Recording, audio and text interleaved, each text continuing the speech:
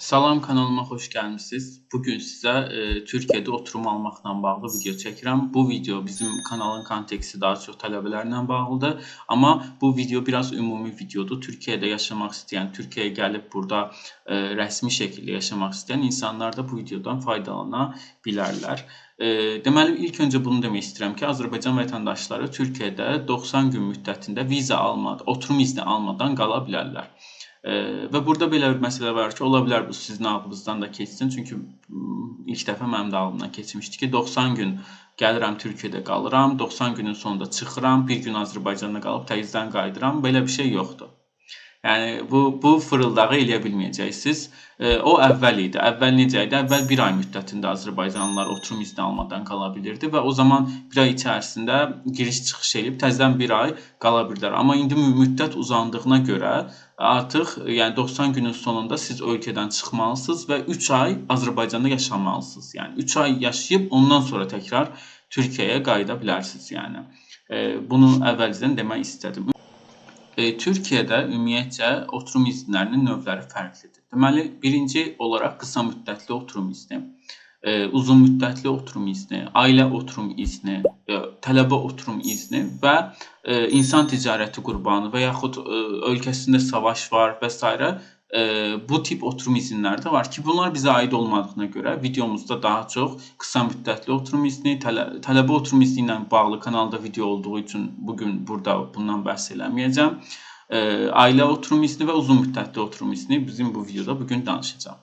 Deməli, əziz insanlar, qısa müddətli oturum izinə kimlər başvuru eləyə bilər? Qısa müddətli dediyimdə bunun müddəti 3 ay ola bilər, 6 ay ola bilər, 1 il ola bilər. Bəzi hallarda 2 ildə ola bilər yəni. Amma standart olaraq 3, 6 və 12 ay olaraq qısa müddətli oturum izinə başvuru eləyə bilirsiniz. Deməli, əziz insanlar, qısa müddətli oturum izinə akademik araşdırma üçün Türkiyəyə gələn akademiklər başvuru eləyə bilər. Türkiyədə daşınmaz əmlakı olan insanlar başvuru eləyə bilər. Türkiyədə daşınmaz əmlakı olan və orada birinci dərəcəli ailə üzvləri qeydiyyat olan insanlar da başvuru eləyə bilər. Tutaq ki, mən gəlmişəm, buradan ev alıram, həyat yoldaşım da və uşaqlarım da o ev üzərindən oturum izni ala bilir, qısa müddətli oturum izni. Ticarət və iş qurmaq üçün gələnlər də həmçinin qısa müddətli oturum izninə müraciət eləyə bilirlər.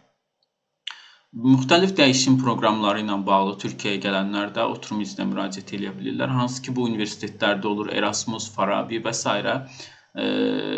Fərqli proqramlar sayəsində Türkiyəyə gəlib rəsmi şəkildə qala bilərsiniz.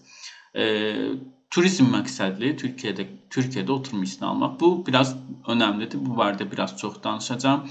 Deməli, turizm məqsədi burada qalan hal-hazırda tələbə olmayan və vətəndaşlığı olmayan, ailəli olmayan bütün yabancılar hamısı turistik oturum izni, yəni turizm məqsədli gəlmişəm, burada qalmaq istəyirəm deyib oturum izni alırlar. Yəni 3-4 il əvvəl ümumiyyətcə bu Türkiyədə turistik oturum iznini xüsusən Azərbaycanlılara və bir çox türk dövlətinə vermirdilər. Yəni ləğv eləmişdilər və kim başvururdu, hamısına rədd gəlirdi.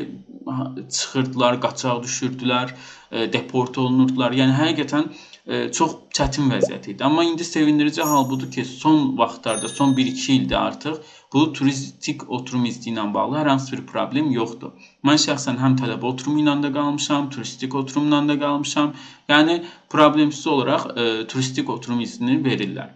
Deməli, burada da müəyyən sənədlər tələb olunur ki, bununla bağlı fərqli video çəkəcəm, amma ümumi burada danışım.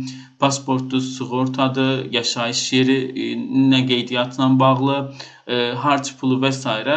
Bunlar lazım olur. Çox vaxt misal üçün orada qeyd edirlər ki, Türkiyədə özünü keçindirə biləcəyi qədər. Bu daha çox Almaniyada daha qatı qaydalarla təşkil olunur. Amma Türkiyədə belə deyil. Misal Türkiyədə sizi məcbur eləmirlər ki, oradan bank rekvizitlərinizi göstərin ki, sizin nə qədər pulunuz var, burada dolana biləcəksinizmi və s. Elə bir şey yoxdur. Mən misal üçün neçə ildir. Düzdür, mən əksər vaxtı tələbə oturum izni ilə bağlı müraciət edirəm. Amma turistik oturum izni ilə bağlı da müraciət edəndə kimsə mənə deməyib ki, sənin bank hesabında bu qədər pul olmalıdır. Yəni ona görə bu yazılsa da demək olar ki, heç istəmirlər. Yəni bəzən xüsusi hallarda indi oradakı məmurun da biraz şeyinə bağlıdır.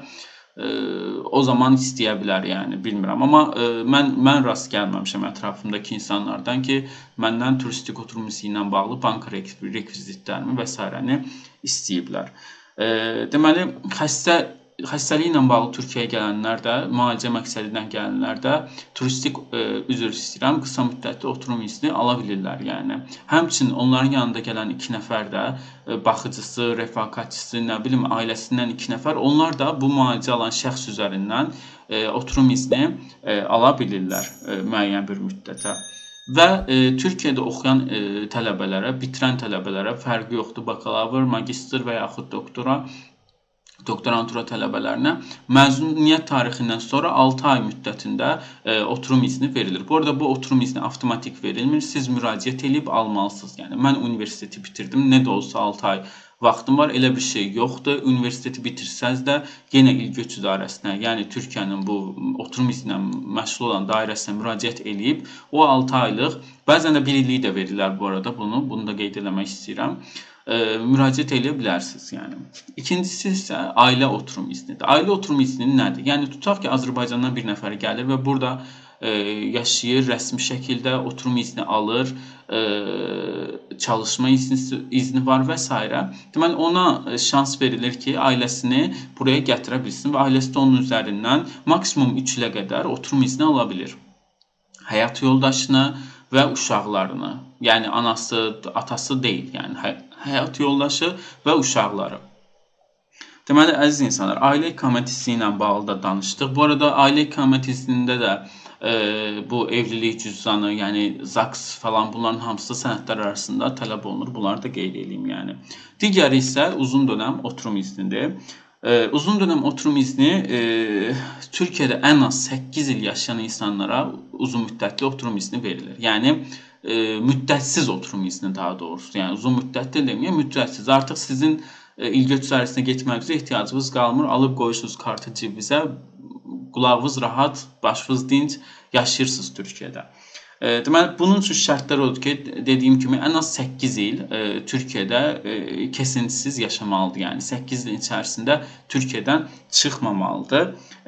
Onun bir müəyyən tarixi var, hal-hazırda yadıma gəlmir. Bildiyim qədərlə 180 gündür, ya nədirsə, o müddət tarixində Türkiyədən çıxa bilər.